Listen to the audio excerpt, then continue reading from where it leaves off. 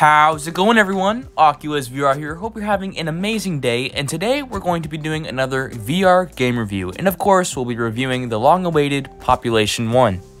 Now, this was my most anticipated game for a very long time, ever since its teaser a year or two ago. It looked like a promising VR Battle Royale game, and I'll read you the description real quick. Climb, fly, build. Battle Royale only possible in VR. Drop into a colorful, near-future world with limitless combat possibilities. Welcome to Population 1, where you and your squad must fight together to survive till the end. Population 1 delivers unparalleled vertical freedom and mobility with its unique vertical combat system. Fly through the map to rain down bullets from above, climb anything you see to gain the high ground advantage, build strategic cover to protect you and your squad, use your environment to fight anywhere. In Population 1, the action never stops, with ongoing live in-game events and fresh content to explore. Now, does this game live up to all the hype? Let's find out. But if you aren't subscribed to the channel, if you could subscribe, it would mean a lot to me. I figured out that 81% of my viewers aren't subscribed, so if you like what you see, maybe hit that subscribe button. Alright, enough waiting, let's just get into it. Now, when I first heard about this game, I wasn't too sure how they would integrate this genre into VR, because there really isn't anything like it on the Oculus store. But in my opinion, they did a phenomenal job. The combat feels very fluid, and it's not the most realistic, but it's still incredibly fun. The reloading is great, and I would much rather reload it manually than have a wait time. It's really something that could only work in VR. There are really a lot of things in this game that could only work in VR. The climbing and flying in this game also works really well, and it's integrated into the combat system really smoothly, which I enjoy. It really seems to make up for the fact that you can't sprint.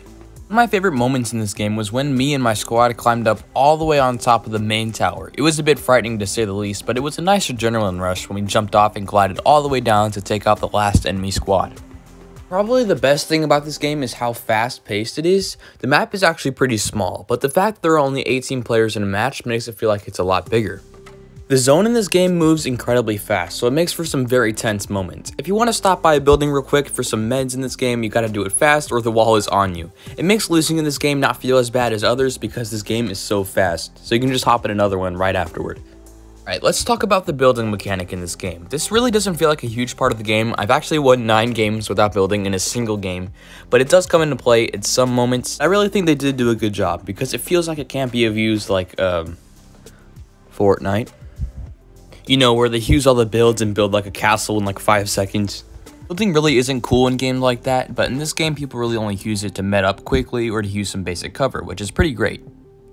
Now, the graphics on this game are actually kind of enjoyable. They're not the best, but it's colorful and bright, and they keep that semi-realistic vibe. This game is definitely the best on the Oculus Quest 2 because there really isn't any dark areas. But I did try it on the Oculus Quest, and it does run surprisingly smooth for such a demanding game. But on the 2, it runs very nicely and doesn't lag or buffer for too long when the game is loading. But do keep in mind that this game does crash sometimes. It's happened to me a few times, and it's happened to my teammates a few times. But it doesn't happen too often. This game is also really easy to get good at. It feels really fair. Maybe it's because this game is very new and not a lot of people have enough time to play it and get good at it, but so far I haven't really felt like I was getting destroyed by other players, which was super fun. But let's address some of the problems that some people have with this game. With a $30 price tag, why would there be microtransactions? Well, in my opinion, this isn't a big deal whatsoever. All of the microtransactions are purely cosmetic and don't affect the gameplay whatsoever. The game developers have to make money somehow, and with a huge game like this, they probably have to sell a lot of copies to even make a profit. So personally, I don't mind them at all. Let me know what you think. So yeah, I really love Population 1. To me, it feels like it's on top of the VR greats like Beat Saber and Half-Life Alyx, and I feel like it's only going to get better from here. If you're a fan of Battle Royale games, you'll almost definitely love this game, but if you're a fan of VR in general, you'll have an absolute blast. It's definitely the best FPS game in VR right now, and it might even be the best VR multiplayer game right now. If you're even slightly interested in this game, please check it out, or if you even like VR, please check this game out. I love it so much, and I hope you love it as much as I do. If I had to rate this game out of 10, I would probably give it a 9.5 out of 10 because it's an amazing game. I absolutely love it, but it definitely does have a few bugs, but they're not that big of a deal.